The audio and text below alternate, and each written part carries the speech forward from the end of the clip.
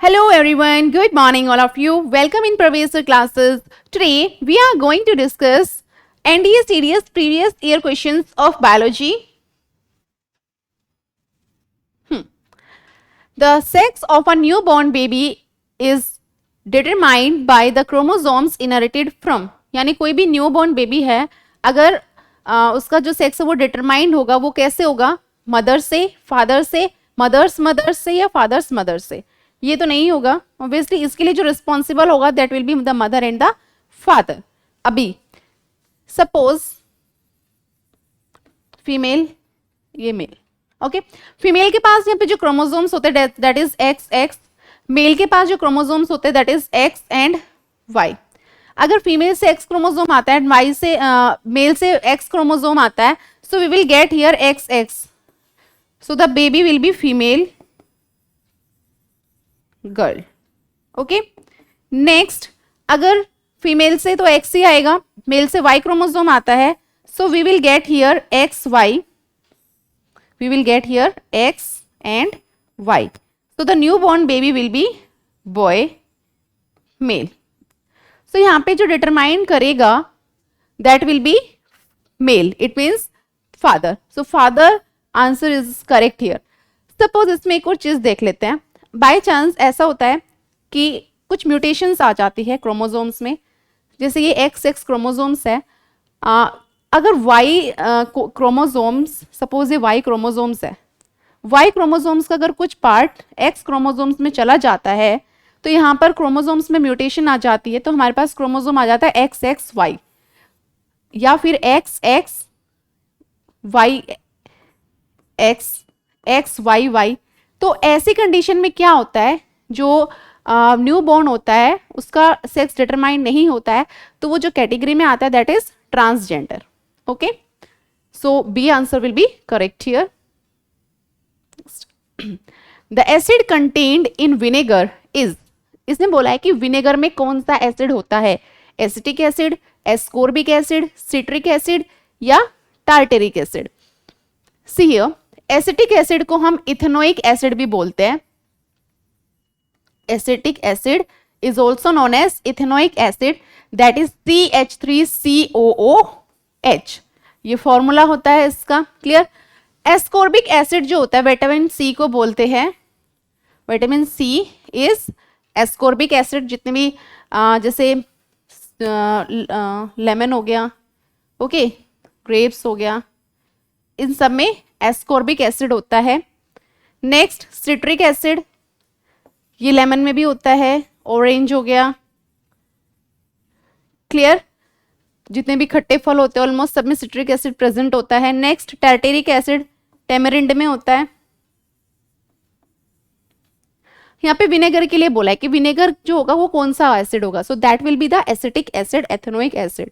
Acetic acid is a vinegar acid, so A option is right here. Next, what is the purpose of the restriction enzyme used in genetic engineering? देखिए, genetic engineering, यहां पर हम बात करते हैं jeans की. Okay, jeans की बात करते हैं. क्या होता है कि सपोज हमें एक पर्टिकुलर ऐसा जीन चाहिए जो हमारी डिजायर्ड कैरेक्टरिस्टिक्स है, जो हम कैरेक्टरिस्टिक्स चाहते हैं, तो हम क्या करते हैं उसके डीएनए के सीक्वेंसेस में क्या करते हैं, चेंजेस कर देते हैं. Look at here all of you. See, ये एक प्लाज्मिड है. प्लाज्मिड वो कि जिसमें हमें चेंजेस करने हैं. सपोज इसमें हमें चेंजेस करने हैं तो हम क्या करते हैं कि हमें इसमें कुछ चेंजेस करने हैं और अपनी ये हमारी डिजायर्ड साइट है, टारगेट जीन है. ठीक है, जैसे कि एग्जांपल हमने ले लिया इसमें इंसुलिन जीन, तो हमें ये इसमें एड ऑन करनी है. तो हम क्या करेंगे, इसको इसकी एक स्पेसिफिक साइट होगी, पर्टिकुलर एक स्पेसिफिक साइट से हम इसको क्या करेंगे, हमें इसको कट करना पड़ेगा. तो कट करना पड़ेगा इसको, क्यों? क्योंकि वो टारगेट जीन हमें इसमें क्या करना है, फिट करना है. तो जब हम इसको कट करेंगे तो हम इसको यहाँ पे ज्वाइन करने के बाद हमारे पास क्या आ जाएगा, एक रिकॉम्बिनेंट प्लाज्मिड आ जाएगा. यानी हमें इसमें जो कैरेक्टर्स चाहिए, जो हमारे डिजायर्ड कैरेक्टर्स है, वो इसमें एड ऑन होके हमारे पास जो आएगा दैट इज रिकॉम्बिनेंट प्लाज्मिड. अब हमने इसको एक कट किया है स्पेसिफिक साइट से, तो यहाँ पे कोई ऐसे कोई सीजर तो है नहीं, लो भाई सीजर ही काट दिया, नहीं. यहाँ पे जो ये कटिंग होती है दैट विल बी बाय एक रेस्ट्रिक्शन एंजाइम होता है जो एक डीएनए को एक स्पेसिफिक सीक्वेंस से कट करता है, जो भी हमें उसमें डिजायर्ड जीन चाहिए वो फिर हम उसमें क्या करते हैं, ऐड ऑन कर देते हैं डीएनए लाइगेज की हेल्प से, फिर हमें मिलता है रिकॉम्बिनेंट प्लाज्मिड। ओके, सो यहाँ पे बोला है कि restricts the protein synthesis in a cell, नहीं। Cut DNA at specific base, yes, हम डीएनए को क्या करते हैं, स्पेसिफिक बेस से कट करते हैं। डिग्रेड हार्मफुल प्रोटीन, नहीं। ज्वाइन डिफरेंट डीएनए फ्रेगमेंट्स, ये तो बाद में होगा ना, लेकिन यहाँ पे जो रेस्ट्रिक्शन एंजाइम का बेसिकली जो फंक्शन है दैट इज कि हम उसको एक स्पेसिफिक बेस उसको कट करेंगे। So B option will be right here. Next है, which endocrine gland requires iodine to synthesize a particular hormone whose deficiency may cause। अगर हमारी बॉडी में आयोडीन की कमी हो जाती है तो पर्टिकुलर कौन सा हार्मोन वो डेफिशिएंसी कोज करेगा, यानी हमें उस हार्मोन का नाम बताना है यहाँ पे जिस हार्मोन की वजह से आयोडीन की डेफिशिएंसी से कोज होता है। सबसे पहले तो ये पता होना चाहिए कि वो कोज क्या होता है। तो देखो, आयोडीन की डेफिशिएंसी से हमें गॉइटर हो जाता है, यहाँ पर एक थोड़ा सा गर्दन के नीचे ये वाला पार्ट है ये स्वेल हो जाता है, क्लियर, ऐसे उभर जाता है आगे की तरफ, इसी को बोलते हैं गॉइटर। तो इसमें बोला है कि किस हार्मोन की वजह से होता है। सो वन बाय वन हम सबके बारे में देख लेते हैं। हाइपोथैलेमस तो बेसिकली जितने भी सारे हार्मोन्स होते हैं उनको कंट्रोल करता है और ठीक है। Next pancreas, pancreas is not a hormone. Pancreas जो पैनक्रियाटिक जूस सेक्रीट करता है, जो डाइजेशन में रोल प्ले करता है। नेक्स्ट है थाइमस, थाइमस जो होता है वो तो चेस्ट में होता है, ठीक है, चेस्ट रीजन में होता है ये बेसिकली, सो ये भी नहीं करेगा।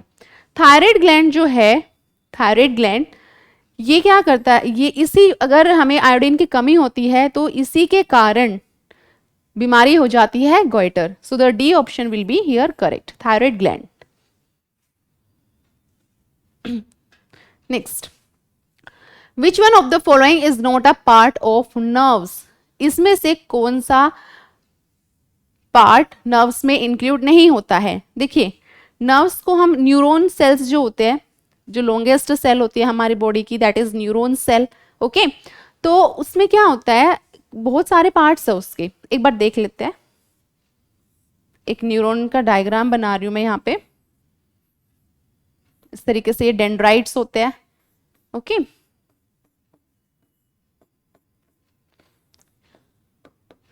ये सेल बॉडी होती है, यहाँ पे कैसे लॉन्ग होती है,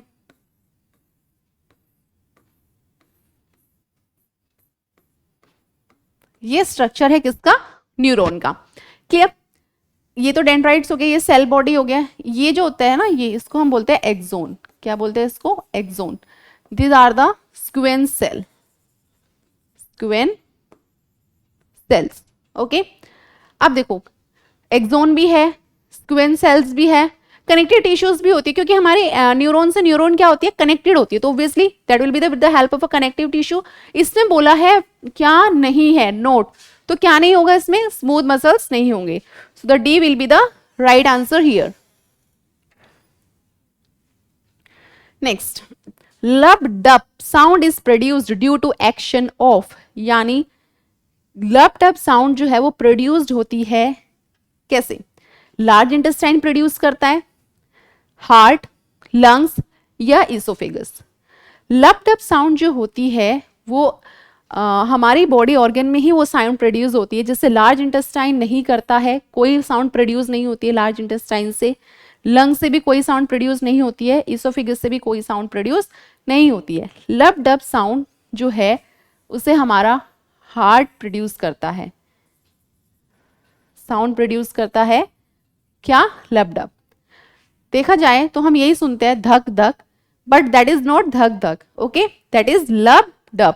ये साउंड होती है जो हार्ट प्रोड्यूस करता है जब आपका हार्ट बीट करता है, that is 72 times per minute, तो उससे जो साउंड प्रोड्यूस्ड होती है that is lub dub, not धक धक। So be careful about that.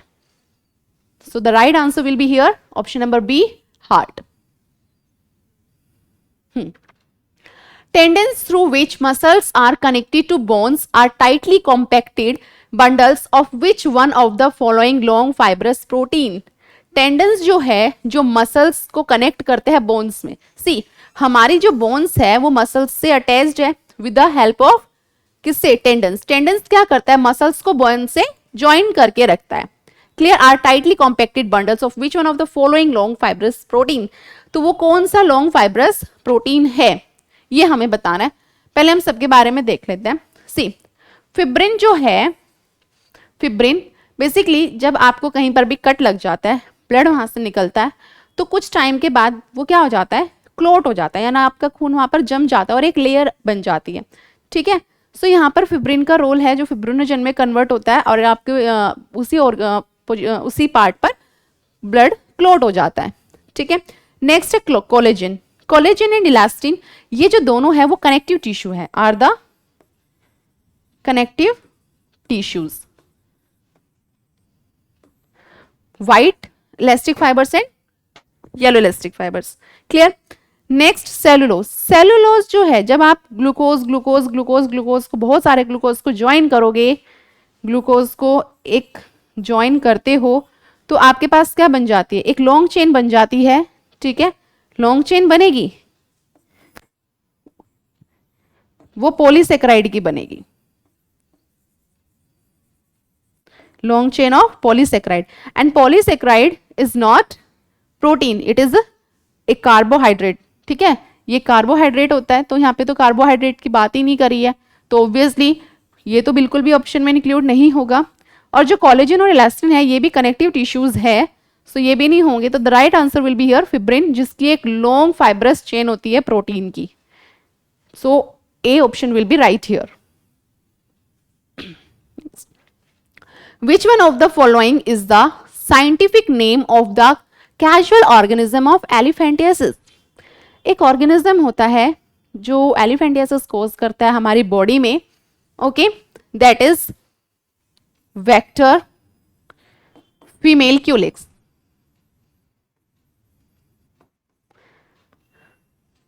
इसका जो टारगेट ऑर्गन होता है ना, that is lymph node. Lymph node इसका टारगेट ऑर्गन होता है। Clear? Lymph node is a target organ. अब आप देखें यहां पे हमें बताना है कि कौन सा उसका जो साइंटिफिक नेम क्या है। क्लियर? एस्केरिस लिम्ब्रिकोइड्स। एस्केरिस लिम्ब्रिकोइड्स क्या होता है? ये राउंड वॉर्म्स होते हैं जो एक ह्यूमन बॉडी में पाए जाते हैं। क्या होते हैं ये? These are the round worms found in a human body, human body में पाए जाते हैं। नेक्स्ट है क्यूलिक्स पाइपेंस। जो घरों में जो आपके जो मॉस्किटोज होते हैं, हाउस मॉस्किटोज, उन्हें हम बोलते हैं क्यूलिक्स पाइपेंस। क्लियर?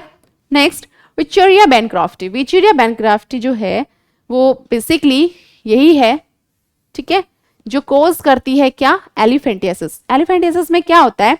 अगर आपको ये फीमेल काट लेती है, फीमेल क्यूलेक्स, तो आपका वो पार्ट क्या हो जाता है? स्वेल हो जाता है, बहुत ज्यादा सूज जाता है। आपका जो पैर हो गया वो हाथी जैसा हो जाता है एक पैर, इसलिए हमने इसका नाम रखा elephantiasis.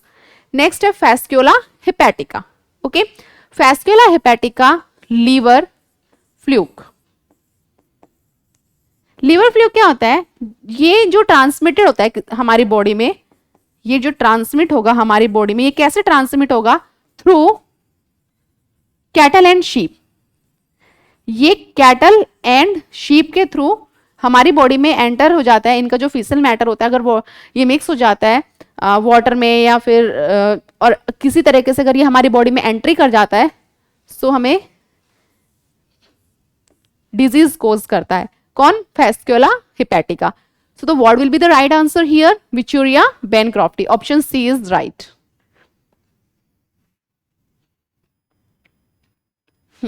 Next, which one of the following groups of cellular organelles contains DNA?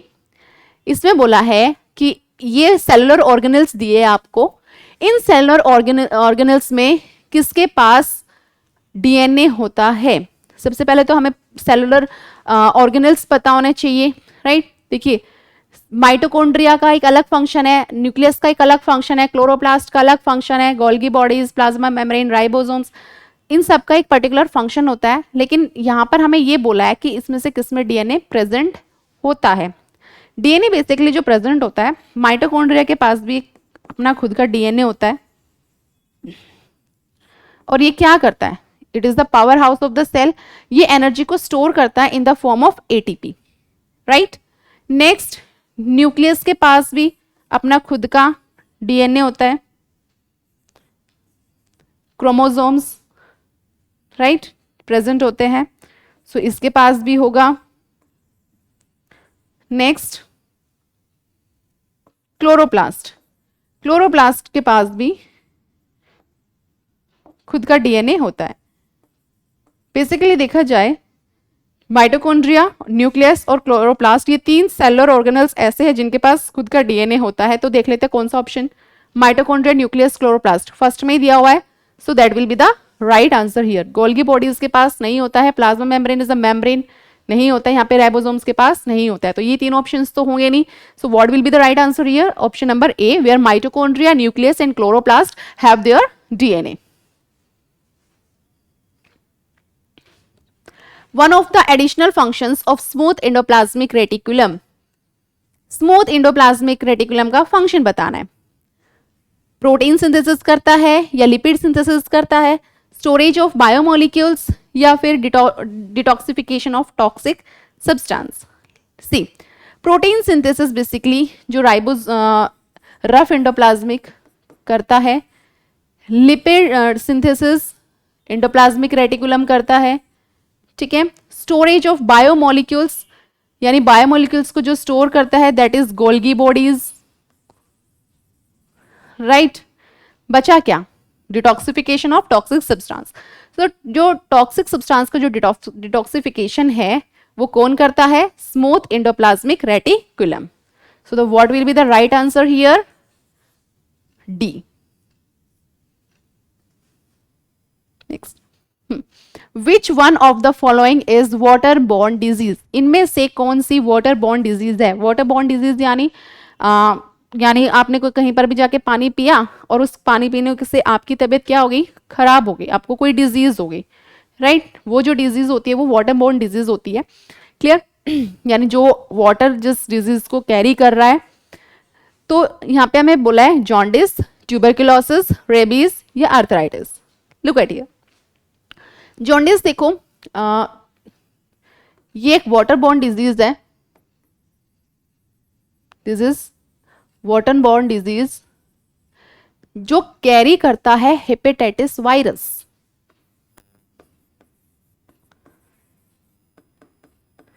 Hepatitis virus इस डिजीज को कैरी करता है, जिसमें आपको फीवर होगा, ठीक है, आपकी बॉडी पूरी पीली पड़ जाएगी, येलोनेस आ जाती है बॉडी में, आपको बहुत सारे इसके सिम्टम्स है जो आपको देखने को मिलेंगे, हेडेक होगा, वोमिटिंग होगी आपको, clear. So that is jaundice. अब ट्यूबरकुलोसिस और रेबीज और आर्थराइटिस क्या होता है। ट्यूबरकुलोसिस जिसे आप टीबी बोलते हो, राइट, ये तो एयरबोर्न डिजीज है। आप किसी भी टीबी पेशेंट के साथ खड़े हो, उसने खांस दिया, हवा में वो ड्रॉपलेट्स क्या हो जाते हैं, स्प्रेड हो जाते हैं। अगर वही ड्रॉपलेट्स आपके नोस्ट्रिल के थ्रू एंटर हो जाते हैं तो इट मीन्स आपको भी चांसेस है टीबी होने के। So it is airborne disease, right. Rabies जो होती है वो एनिमल बाइट से होती है, क्लियर। Next, arthritis. अर्थराइटिस में भी होती है जो आपकी बोन्स में जो भी मतलब आपकी बोन्स, आपके जो जॉइंट्स है वो पेन करने लगते हैं, right, joints, bone pen.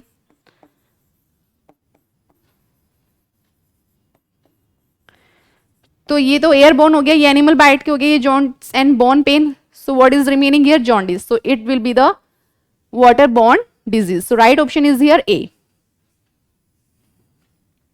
Next, it is very difficult to kill virus because they, बहुत डिफिकल्ट है वायरस को किल करना क्योंकि क्या होता है, consist of tough protein coat, यानी जो उनका कोट है या ऊपर की लेयर है वो बहुत टफ होती है, हार्ड होती है। Are very small in size, या वो बहुत छोटे होते हैं इसलिए उनको मारना मुश्किल होता है, क्लियर। लैक सेलुलर स्ट्रक्चर, कि उनके पास कोई ऐसा सेलुलर स्ट्रक्चर नहीं होता है इसलिए हम उनको नहीं मार सकते।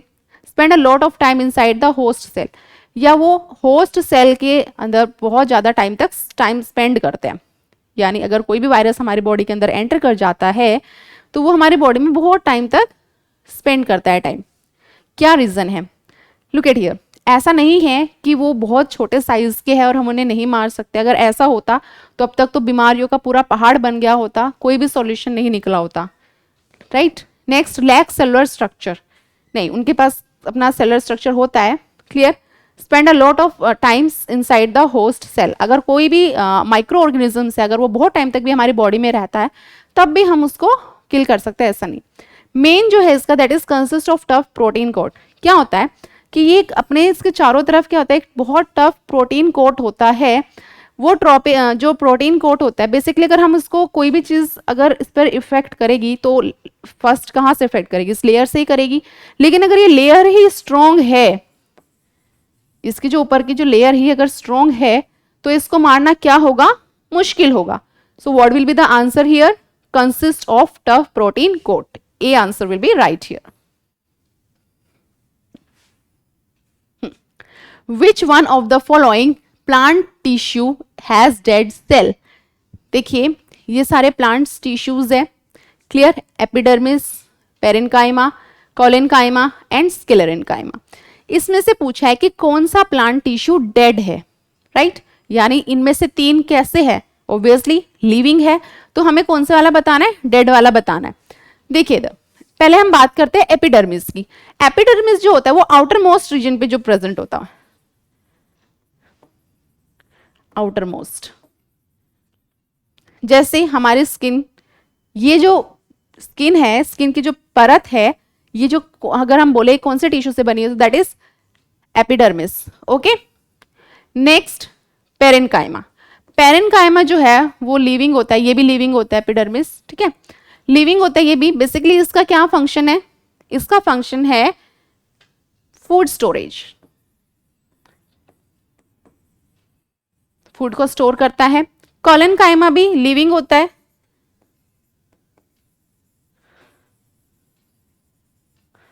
कैसा होता है, लिविंग होता है। इसका जो फंक्शन है that is provide mechanical support to the plant. ये क्या करता है, प्लांट को मैकेनिकल सपोर्ट प्रोवाइड करता है, okay now. So now is remaining here sclerenchyma. Sclerenchyma क्या होता है, ये डेड होता है, डेड पार्ट होता है। जैसे आप देखो फॉर एग्जाम्पल, जो आप नारियल खाते हो, नारियल के ऊपर जो छिलका होता है, जो फाइब्रस होता है उसका, तो वो कैसा होता है, वो डेड पार्ट होता है। ऐसे आप अखरोट देखो, अखरोट की जो शेल होती है वो भी डेड होता है, क्लियर। सो क्या होगा यहाँ पे, sclerenchyma would be the correct answer.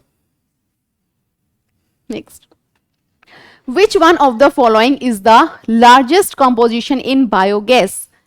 यानी इन सभी में से लार्जेस्ट कंपोजिशन किसकी होगी बायोगैस में। बायोगैस में बहुत सारे गैसेस होती है, बट अगर हम इसके कंसंट्रेशन देखें कि कौन से गैस की कितनी होती है, तो पहले नंबर पे आती है मीथेन। मीथेन की जो कंसंट्रेशन होती है दैट इज अराउंड 50 to 60% होती है, या आप 70 ले लो क्योंकि इसकी बहुत ज्यादा होती है, 50 to 70%। नेक्स्ट CO2 की होगी 30 to 40%, क्लियर। बाकी जो अदर गैसेस होती है, बाकी जो अदर गैसेस होती है वो बहुत ट्रेस अमाउंट्स में पाई जाती है, यानी बहुत कम अमाउंट में पाई जाती है। सो यहाँ पे पूछा है कि किसकी लार्जेस्ट कॉम्पोजिशन होगी, तो कार्बन डाइऑक्साइड की तो ऑब्वियसली नहीं होगी, मीथेन की होगी, हाइड्रोजन की भी नहीं होगी, और हाइड्रोजन सल्फाइड की भी नहीं होगी क्योंकि तो बहुत ट्रेस अमाउंट में पाए जाते हैं। तो the right answer will be here B, that is methane. Which one of the following is not a component of a human male reproductive system? यानी इनमें से कौन सा ह्यूमन मेल रिप्रोडक्टिव सिस्टम का कंपोनेंट नहीं है, ये हमें बताना है। पहले इसमें बोला है cervix, then urethra, seminal vesicles and vas deferens. See, इसके लिए हमें क्या होना चाहिए, हमें एक स्ट्रक्चर याद होना चाहिए मेल रिप्रोडक्टिव सिस्टम का और फीमेल रिप्रोडक्टिव सिस्टम का। फीमेल रिप्रोडक्टिव सिस्टम में क्या, ये जो है दैट इज फीमेल रिप्रोडक्टिव में होता है। ये सर्विक्स जो होता है वो फीमेल में आता है, ठीक है। यूरेथ्रा भी पाया जाता है मेल में, सेमाइनल वेसिकल्स भी होता है, एंड वॉस डिफरेंस भी होता है। क्या नहीं होता है? सर्विक्स नहीं होता है। इनका अलग अलग रोल होता है मेल में। क्लियर? तो बेसिकली बस यहाँ पे इतना पूछा है कि कौन सा इसमें नहीं है, तो सर्विक्स नहीं है। So A will be the correct option here. ये आप ध्यान रखिए, यहाँ पे नोट पूछा है। Next, leprosy is caused by, जो लेप्रेसी है एक डिजीज है बेसिकली, ये आईज में, स्किन में कोई इफेक्ट करती है। तो बोला है कि ये वायरस से होती है या फिर बैक्टीरिया से, प्रोटोजोआ से या रेट्रोवायरस से। तो हम एक बार वन बाय वन इन सब के बारे में देख लेते हैं। क्लियर? अगर मैं बात करूं वायरस की, वायरस से होने वाली बहुत सारी डिजीज के बारे में आपको पता है। कॉमन कोल्ड, राइट, ये तो बिल्कुल बेसिक है। जो कॉमन कोल्ड होते हैं, आपको सर्दी, खांसी, जुकाम, जैसे जैसे सीजन चेंज होता है, ऑलमोस्ट एक बार सभी को ही होता है। ठीक है, नहीं होता है तो बहुत अच्छी बात है, लेकिन अगर होता है तो that is due to the virus. अभी जो आप रिसेंटली सुन रहे हो इतने टाइम से, बच्चे ने रट लिया है कोविड-19, दैट इज ऑल्सो वायरस। तो ये भी कैसे होगा? वायरस से होगा। अगर हम बात करें प्रोटोजोआ की, तो प्रोटोजोआ भी जो होता है वो क्या, जैसे जितने भी, जैसे कालाजार होता है, एक डिजीज होती है, ये प्रोटोजोआ से होती है। डिसेंट्री हो गया, राइट, मलेरिया हो गया, ये सारी जो डिजीज होती है वो आपको प्रोटोजोआ से होती है। क्लियर? नेक्स्ट है रेट्रोवायरस। रेट्रोवायरस में क्या होता है? ये रेट्रोवायरस, इसको हम क्या बोलते हैं? HIV को हम क्या बोलते हैं? रेट्रोवायरस बोलते हैं। इसकी फुल फॉर्म है ह्यूमन इम्यूनोडेफिशिएंसी वायरस। ये कोज करता है एड्स, एक्वायर्ड इम्यूनोडेफिशिएंसी सिंड्रोम। तो क्या बचा? बैक्टीरिया। लेप्रेसी जो होता है बेसिकली वो बैक्टीरियल डिजीज है, बैक्टीरिया से होता है। तो the right option will be here option number B. Next, consider the following items: protein, carbohydrate and fats, vitamins, minerals, water. Which of the above are considered as the constituents of food? यानी इनमें से ये कौन से constituents of food होंगे? देखिए, जो भी हम खाना खाते हैं, पहले तो हमें पता होना चाहिए जो भी हम खाना खाते हैं कि वो क्या क्या कॉन्स्टिट्यूएंट्स होते हैं उनमें। कार्बोहाइड्रेट भी होता है, प्रोटीन भी होता है, फैट्स भी होता है, मिनरल्स भी होते हैं, विटामिन्स भी होते हैं, वाटर भी होता है, राइट। ये सारी चीजें मौजूद होती है जो भी हम खाना खाते हैं, वो डिपेंड करता है पर्टिकुलर हम क्या फूड खा रहे हैं और उसमें कौन सा न्यूट्रिएंट प्रेजेंट है। लेकिन हम जितने भी फूड होते हैं सब में ये प्रेजेंट होता है, तो हमें उसमें यही बोलना है कि कौन सा है। तो पहला ऑप्शन दिया है 1, 2, 4 नहीं, क्योंकि होते तो ये सारे 1, 3 भी नहीं, 2, 3 नहीं, 1, 2, 3 एंड 4 यस, ये सारे इंक्लूड करेंगे हम क्योंकि ये सारे प्रेजेंट होते हैं फूड में। सो the right answer will be here D. Next. Movement of materials of different parts of cytoplasm and nucleus is generally carried out by, यानी जब पार्टिकल्स की मूवमेंट होती है डिफरेंट पार्ट्स में, साइटोप्लाज्म एंड न्यूक्लियस में, जैसे generally हम बात करें, वो किसके द्वारा की जाएगी? इसमें पहला ऑप्शन दिया हुआ है ribosomes, then mitochondria, then lysosomes, then endoplasmic reticulum. देखिए, सबका स्पेसिफिक फंक्शन होता है। ये सेल ऑर्गेनेल्स है सारे जो हमारी सेल में पाए जाते हैं, और इन सब का क्या होता है? अपना एक स्पेसिफिक फंक्शन होता है, अपना एक स्पेसिफिक रोल प्ले करते हैं हमारी बॉडी में। हमारी बॉडी की एक एक सेल हमारे लिए काम करती है। क्लियर? अब आप देखो, राइबोसोम्स क्या होता है? This is a site of protein synthesis, site of protein synthesis. Okay, next mitochondria, powerhouse of the cell है। क्या बोलते हैं हम इसको? Powerhouse of the cell. और ये क्या करता है? एनर्जी को स्टोर करता है in the form of ATP, adenosine triphosphate. Lysosomes को हम बोलते हैं suicidal bag of the cell. क्यों बोलते हैं इसको suicidal bag of the cell? क्योंकि ये जब कोई भी फॉरेन पार्टिकल हमारी बॉडी में एंटर करता है तो उसको किल करता है, और अगर नहीं किल कर पाता है तो ये अपनी बॉडी, अपनी ही सेल को क्या कर लेता है? डाइजेस्ट कर लेता है। तो इसको हम क्या बोलेंगे? Suicidal bag of the cell, हमने इसका नाम रख दिया। नेक्स्ट, अभी हमारे पास जो बचा वो इंडोप्लाज्मिक रेटिकुलम। इंडोप्लाज्मिक रेटिकुलम ही पार्टिकल्स के मूवमेंट कराता है of cytoplasm and nucleus. So the right option will be here option number D, that is endoplasmic reticulum. इसका एक और स्पेसिफिक फंक्शन है, ये प्रोटीन सिंथेसिस में भी हेल्प करता है, प्रोटीन भी सिंथेसिस करता है, but including that movement of materials भी करेगा। Squamous epithelium cells are found in the inner lining of, देखो जितने भी हमारे बॉडी में ऑर्गन्स प्रेजेंट होते हैं सभी में जो सभी की लाइनिंग में क्या होता है, एक पर्टिकुलर जो सेल्स है, टिश्यूज है, वो प्रेजेंट होता है।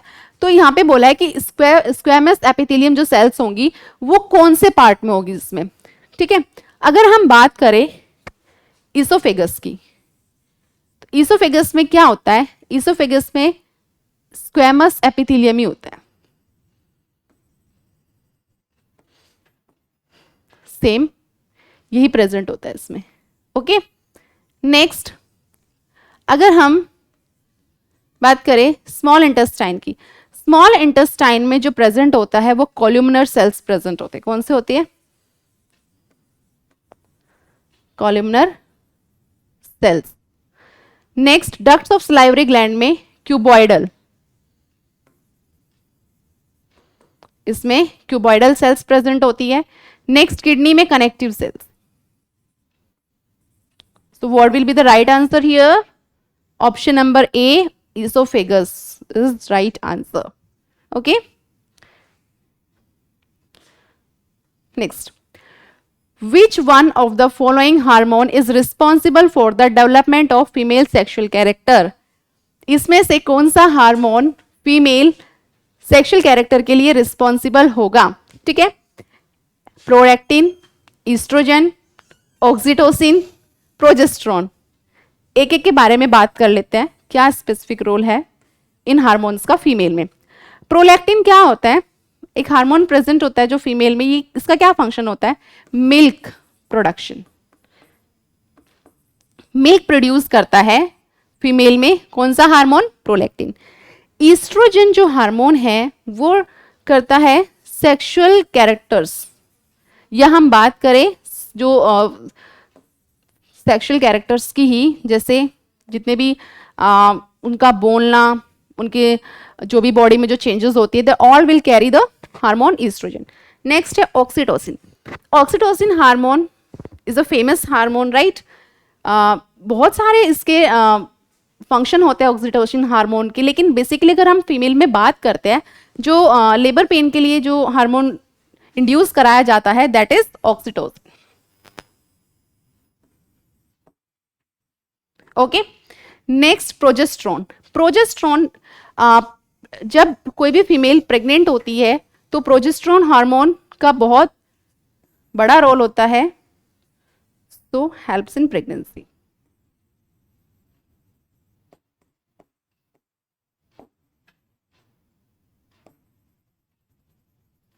ओके, नेक्स्ट है, अब इसमें बोला है कि फीमेल सेक्सुअल कैरेक्टर्स के लिए कौन सा रिस्पॉन्सिबल होगा। So what will be the right answer here, option number B, that is oestrogen. बोला है what is the total number of chambers in the stomach of domestic animals like cattle, buffalo, goat and sheep. यानी कि इसमें बोला है कि जो domestic animals है यानी घरेलू जानवर है, जैसे कि कैटल हो गया, बुफेलो, गोट एंड शीप, इनमें इनके स्टमक में कितने चैम्बर्स पाए जाते हैं। ऑब्वियसली हमने तो नहीं देखा है ना, लेकिन पढ़ा तो है। सो क्या होता है, इनके जो स्टमक में जो टोटल चैम्बर्स प्रेजेंट होते हैं वो 4 चैम्बर्स प्रेजेंट होते हैं। कितने होते हैं, 4। अभी मैं आपको दिखाती हूँ। दिस इज काउ, ठीक है। ये काउ का स्टमक है जिसमें 4 चैम्बर्स प्रेजेंट है स्टमक के, reticulum, rumen, omasum and abomasum. ये 4 चैम्बर्स है जो काउ में प्रेजेंट होते हैं स्टमक की, okay. Reticulum, rumen, omasum and abomasum. So the right answer will be 4 chambers present होंगे। Next, cornea in human eye. जो कॉर्निया होती है ह्यूमन आई में क्या होती है, is a light sensitive screen. क्या वो एक लाइट सेंसिटिव स्क्रीन होती है। Is a muscular diaphragm. क्या मस्कुलर कोई टाइप की है, कंटेन्स ब्लड वेसल्स, क्या वो ब्लड वेसल्स को कंटेन करेगी, या is composed of protein and cells, या वो प्रोटीन और सेल्स से बनी होती है। क्या होता है देखिए, this is the structure of human I. Okay, अगर हम ह्यूमन आई का स्ट्रक्चर देखें तो ये वाला पार्ट क्या कहलाएगा, कॉर्निया, फ्रंट में ये प्यूपिल, दिस इज इरिस, ये कुछ सस्पेंसरी लिगामेंट्स लगी होती है, दिस इज लेंस, यहाँ पे सिलियरी बॉडी होती है, then sclera, choroid, retina, vitreous body and optic nerve, ये सारे पार्ट होते हैं। कॉर्निया, देखिए अगर हमारे आईज में जब तक लाइट एंटर नहीं करती है हमें कुछ भी नहीं दिखाई देता है, राइट। हमारे आईज में क्या करेगी, लाइट एंटर करेगी, जैसे लाइट एंटर करेगी रिफ्लेक्शन होगा, रिफ्रैक्शन होगा, इस कारण हम क्या कर सकते हैं, चीजों को देख सकते हैं। तो ऑब्वियसली वो कहाँ से एंटर करेगी, वो तो यहीं से एंटर करेगी ना, यहीं से एंटर करेगी, कहीं से उधर से थोड़ा करेगी साइड में से। तो बेसिकली जो रोल प्ले कर रहा है एंटरिंग के लिए, लाइट एंटर के लिए, दैट इज कॉर्निया। तो कॉर्निया कैसा होगा, एक लाइट सेंसिटिव होगा, राइट। तो यहां पे बोला is a light sensitive screen, is a muscular diaphragm, contains blood vessels, it's composed of protein coat, तो ये तीनों तो नहीं होंगे। So what will be the answer here, is a light sensitive screen, A will be the right answer here. Next, shoots of plants show upward movement and it can be designated to be shoots। देखिए अगर ये plant है,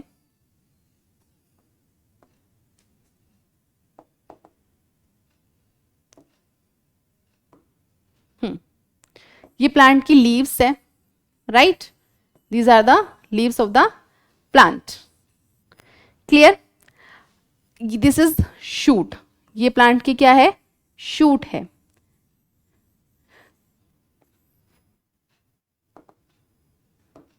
and these are the roots of the plant, यहां पे ये क्या है, plant की रूट है, ये प्लांट की शूट होगी, ठीक है। अब देखिए यहां पे क्वेश्चन में क्या बोला है कि जो शूट्स है प्लांट की वो अपवर्ड मूवमेंट शो करती है, ऑब्वियसली कि जो स्टेम है उसकी वो ऊपर की तरफ ही आएगी, है ना। सो वो नेगेटिवली फोटोट्रॉपिक होगी या पॉजिटिवली कीमोट्रॉपिक, पॉजिटिवली हाइड्रोट्रॉपिक या नेगेटिवली जियोट्रॉपिक। फोटोट्रॉपिक की बात करें हम, that is light, light, okay. Chemo, chemical stimulus, क्या होता है, chemical stimulus, okay. Hydrotropic is water, okay. Next geotropic, that is gravity. अब शूट को कहां जाना है, वो तो ऊपर जाना है ना। लेकिन अगर हम ग्रेविटेशनल का काम देखें कि ग्रेविटेशनल फोर्स क्या होता है, अपनी ओर अट्रैक्ट करता है, लेकिन फिर भी जो शूट है उसका कहना नहीं मानती, नहीं भाई मेरे को जमीन से ऊपर ही जाना है और मैं ऊपर ही जाऊंगी, तो उसके तो वो अगेंस्ट हो गई ना, किसके, ग्रेविटी के अगेंस्ट हो गई, राइट। तो नेगेटिवली फोटोट्रॉपिक क्या होगा कि जो लाइट के टुवर्ड्स नहीं जाएगी, जैसे बहुत सारे सनफ्लावर आप देखो वो पॉजिटिवली फोटोट्रॉपिक होते हैं, यानी जिस डायरेक्शन में सन होता है उसका फेस उसी डायरेक्शन में होता है ना। नेगेटिवली फोटोट्रॉपिक और भी प्लांट्स होते हैं। Next positively chemotropic, positively chemotropic यानी वो होंगे जैसे कि इसमें हम बोल सकते हैं रूट्स, जो रूट्स होती है ना वो पॉजिटिवली कीमोट्रॉपिक होती है, यानी आप केमिकल्स डालो तो वो क्या, उसकी जड़ वैसे ही फैलेंगी, है ना, अच्छे से। पॉजिटिवली हाइड्रोट्रॉपिक, आप पानी देते हो जब तो बिजली वो रूट्स में ही देते हो ना, तो उसी डायरेक्शन में रूट्स भी ग्रो करती है। नेक्स्ट नेगेटिवली फोटोट्रॉपिक रूट्स भी होते हैं, ठीक है। हमें यहाँ पे पर्टिकुलर प्लांट नहीं बताना है, प्लांट का वो पार्ट बताना है, तो हम प्लांट की बात नहीं करते, उस प्लांट की पार्ट की बात करते हैं। तो ये भी रूट में होगा, ये भी रूट में होगा। Next positively hydrotropic, this is also in root. So बचा क्या है यहाँ पे, दैट इज नेगेटिवली जियोट्रॉपिक, यानी जो शूट्स है वो अगेंस्ट द ग्रेविटी क्या करती है, अगेंस्ट द ग्रेविटी ही वो ग्रो करती है, तो इसलिए वो कैसे होंगी, negatively geotropic. So the right answer will be here option number D, that is negatively geotropic. Okay, right answer will be negatively geotropic. So that's all for today. Thank you all of you and have a nice day.